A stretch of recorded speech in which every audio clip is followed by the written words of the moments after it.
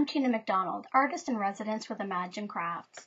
Today's tutorial is going to be using the StazOn Studio Glaze to create a mixed media style scrapbook page. We'll be combining this product along with some others to create a fun background for your next mixed media page.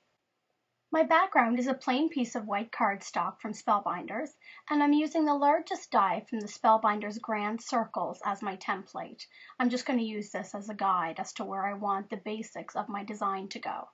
So I'm going to squirt a little bit of the Emerald City Studio Glaze onto my mat, and I'm going to spritz it with water.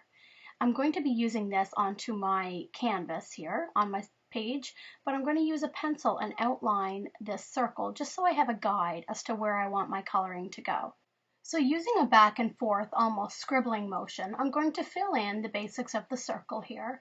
I'm also going to allow it to go on the outside. We don't want it too neat. We want a real fun random look about this. Once I get my color applied, I'm going to take a baby wipe and I'm going to blot this and smudge it just a little bit to give it a more even texture. Continue until you get the look that you want. Now I'm going to take some stencils and I'm going to be using the Memento Luxe ink, and I'm going to add a little bit of contrast using this ink through my stencils. I'm using here an arrow stencil, and I'm also going to use the chicken wire stencil as well. This gives some fun contrast, and I absolutely love the tealish color with the black. I kept turning the stencil and doing it in a circular motion so as to try to incorporate the circle that I had stenciled with the pencil using the Spellbinders die template. So when I have finished that, I went ahead with my sewing machine and I did some stitching around the outside of that circle in quite a random style. Now I'm going to be taking the St. Valentine Studio Glaze, and I'm going to again add some water to it, and I'm going to be stamping with it, but first I'm going to put some splatters onto my background. So taking my paintbrush, I'm just going to tap it to give lots of fun splotches onto my page. Once I've done that, I'm going to then add my stamp into the wet Studio Glaze with water, and this is not going to give a crisp image, but it's going to give some fun texture to the page. Once I have it stamped, I'm going to again blot it using my baby wipe.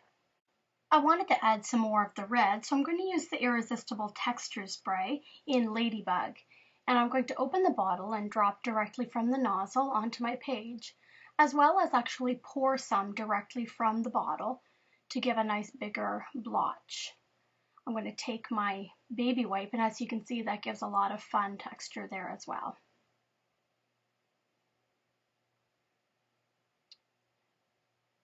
Add a little bit more to the other side according to where my photo is going to go.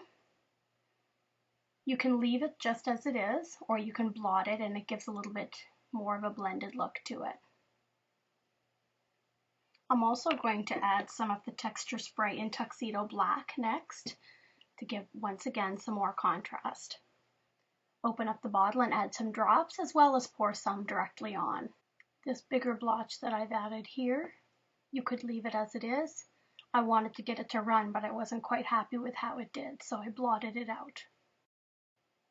A little bit more stamping taking place with another stamp from Stampendous and the Memento Luxe ink in Tuxedo Black. Now I've got a chipboard circle here that I've cut using my Spellbinders dies, and I'm just going to add the Studio Glaze to it. By the time I add 2 coats, it gives a nice thick textured look to this ring that I can then use on my page. And that completes the background tutorial for today's project. Thanks so much for watching. For more project ideas, be sure to follow Imagine Crafts on Facebook, Pinterest, and at imaginecrafts.com. Feel free to leave any questions or comments in the space provided below, and I'll be sure to get back to you. Thanks again, and have a great day.